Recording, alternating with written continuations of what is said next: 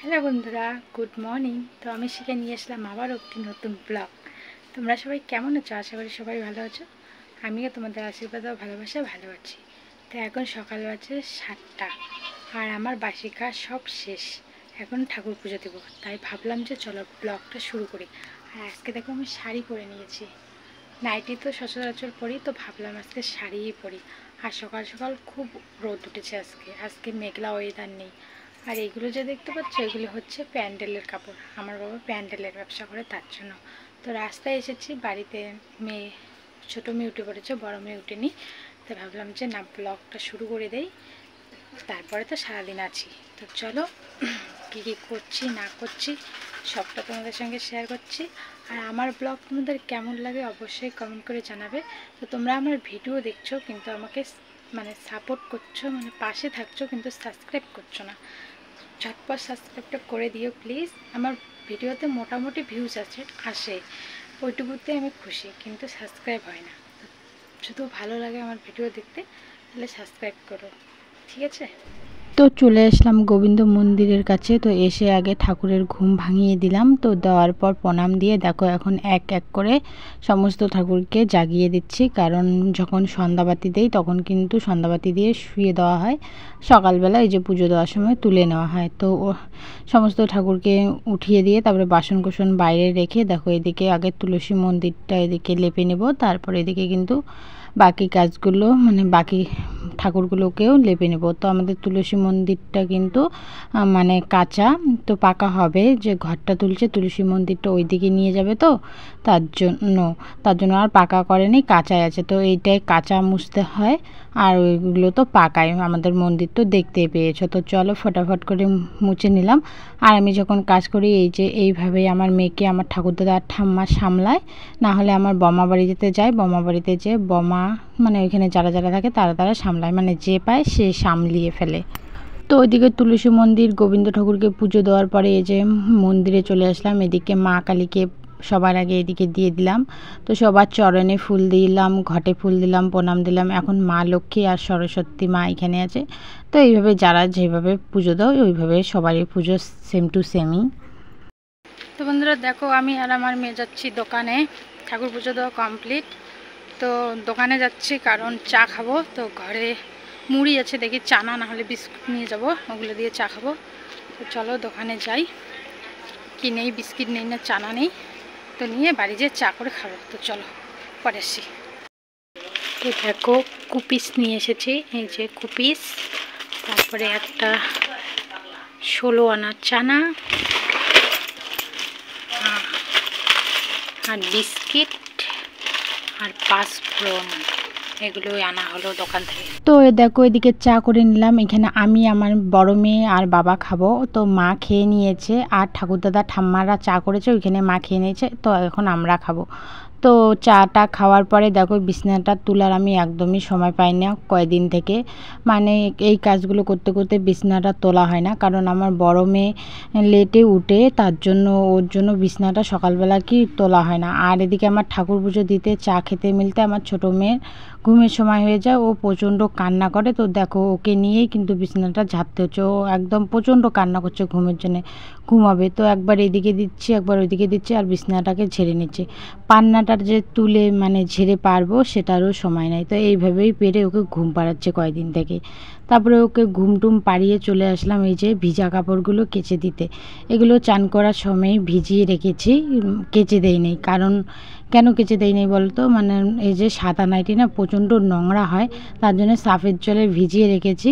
তো রাখার পরে এখন ভিজে গেছে। তো দেখো এখন শুধু এইভাবে কাচ্ছি। তো দেখো ময়লা বের হচ্ছে। প্রতিদিন কিন্তু সার্ফ দিয়ে কেচে দেওয়া হয়, তবুও দেখো ময়লা বের হয়। কারণ কেন বলো তো, কাঁচা বাড়িঘর দেবো না, যেখানে সেখানে বসা হয়, সবসময় তো পরিষ্কার জায়গায় বসা হয় না, মাটি টাটি যেখানে পাই সেইখানেই বসি, তার জন্য।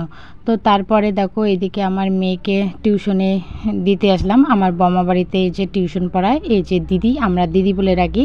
তো এই ম্যাডামটাই পড়ায় মাগোদের। তো আমি যতদিন এখানে আছি আমার মেয়েকে যে পড়াবে, 1 মাস হোক 2 মাস হোক পড়াবে। তো বন্ধুরা দেখো, কালকের ভাত ছিল, তো ভাতগুলো এদিকে দেখো ভেজে নিলাম পেঁয়াজ লঙ্কা দিয়ে। তো ওগুলো সকালে আমাদের খাওয়া হয়ে যাবে। তো মা আর আমি খাবো। ভাই যেহেতু ঘুম থেকে উঠে নেই, তার জন্য ভাইয়েরগুলো দেখো কড়ার মধ্যে রেখে দিয়েছি, ও ঘুম থেকে উঠলে খাবে। তো তারপরে চলে আসলাম বাসন কুসন মাজতে। তো দেখো ওইদিকে বাসন কুসন মেজে ধুয়ে রেখে দিয়েছে। আর এই যে উনানের হাঁড়িটা মানে কাজল হয়ে গেছে, এটা না মাজলে তো রান্না করা যাবে না ভাত। তো এটাকে দেখো বালা ছাই দিয়ে ভালো করে মেজে নিচ্ছি গলাটা। আর পিছনটা তো মাজবো না, পিছনটা কাজল হবেই তার জন্য। তো আমরা কিন্তু ওই যে ড্রামে যে জলগুলো থাকে, মোটরের জলগুলো, ওগুলো দিয়ে মানে শাক সবজি ধোয়া, তারপরে পা ধোয়া, কাপড় ধোয়া, বাসন মাজার জল ওইখান থেকে নেই। আর খাওয়ার জল আর রান্না করার জল কিন্তু কল থেকেই নেই। তো ওইদিকে জল টল সব রান্নাঘরে রেখে দেখো এইদিকে খড়ি নিতে চলে এসেছি। আমাদের কিন্তু খড়ির কোনো অভাব নেই, যেহেতু বাবা প্যান্ডেলে ব্যবসা করে, অনেক বাঁশ বেসে যায়। তারপরে গাছের ডাল টাল আমাদের গাছ আছে, তো হয়ে যায়। তারপরে এদিকে যেহেতু আমি চাল ছাড়তে পারি না, আমি কিন্তু অনেক কাজই করতে পারি না। তো সেহেতু দেখো দিদা এসে আমাদেরকে চাল ঝেড়ে দিচ্ছে। মা তো ঝাড়তে পারবে না, তাই দিদার দ্বারাই চালগুলো ঝেড়ে নিলাম। তারপরে এদিকে দেখো বড় মেয়েকে চান টান করিয়ে এখন দেখো ওকে স্কুলে পাঠিয়ে দেবো। তো আমার মাগো দুটো মানে আমার দাদার মেয়ে দুটো আর একটা ওদের বান্ধবী মানে আমাদের পাড়ারই মেয়ে, তো ওরা দেখো রেডি হয়ে চলে এসেছে আমার মেয়েকে নিয়ে স্কুলে যেতে।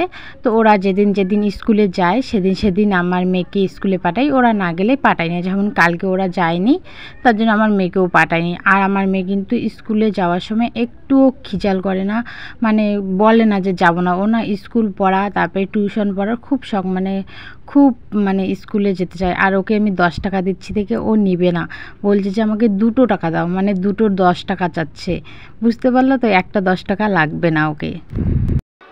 তো বন্ধুরা রান্নাবান্না শেষ, রান্নাবান্না করে দেখো এসে এখানে শুয়েছি, কারণ ফ্যানের হাওয়া খাবো। ঘিমের জল তোমাদের সঙ্গে কথা বলছি দেখে ফ্যানটা বন্ধ। তো ফ্যানের হাওয়া খেয়ে তারপরে তোমাদেরকে কি রান্না করলাম সেটা শেয়ার করব। আর রান্না শেয়ার করিনি কারণ প্রচণ্ড গরম, ভালো লাগছে না, প্রতিদিন রান্না শেয়ার করতেও ভালো লাগে না। তো এখন মেয়েকে আনবো দিদি বলছি, বোনদের বাড়ি থেকে এনে ওকে খাইয়ে চান করিয়ে দেবো। এই দুটো কাজ আছে, তারপরে আমরা খাবো। মানে মাকে আগে খাইয়ে দেবো, মানে আমার মাকে খাইয়ে দেবো বলছি, আমার মাকে খেতে দিয়ে দেবো। আর আমার মেয়েকে খাওয়াবো, খাইয়ে দিয়ে তারপরে আমি খাবো। তো চলো দেখতে থাকো। আর বড় মতো স্কুলে গেছে, ওর চিন্তা নেই এখন ছোটো মেয়েকে নিয়ে। চলো পরে এসছি, কী কী রান্না করছি চলো তোমাদের সঙ্গে শেয়ার করছি। তো এই যে হচ্ছে আজকে রেসিপি, আলু কোয়াশ দিয়ে পাঙাশ মাছের ঝোল, আর এই যে চাল কুমড়োর ভাজা। আর মাছ জন্য এদিকে ওই যে সেম টু সেম তরকারি, মানে মাছ দেওয়ার আগে নামিয়ে রেখেছি, কারণ এই মাছগুলো মা খাবেন না। তো মাছ জন্য এই যে ছোটো মাছ দিয়ে।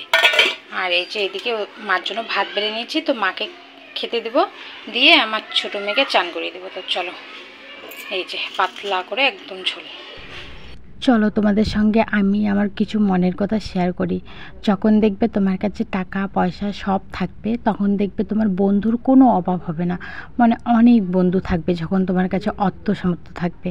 আর যখন দেখবে তোমার কাছে অর্থ সামর্থ্য এগুলো থাকবে না, তখন দেখবে কেউ তোমার সঙ্গে সাথ দেবে না, কেউ তোমার কথা ভাববেই না যে তার জন্য তুমি এত করেছো বা সে তোমার জন্য। সেটা আমার ক্ষেত্রে হোক বা মানুষের ক্ষেত্রে হোক।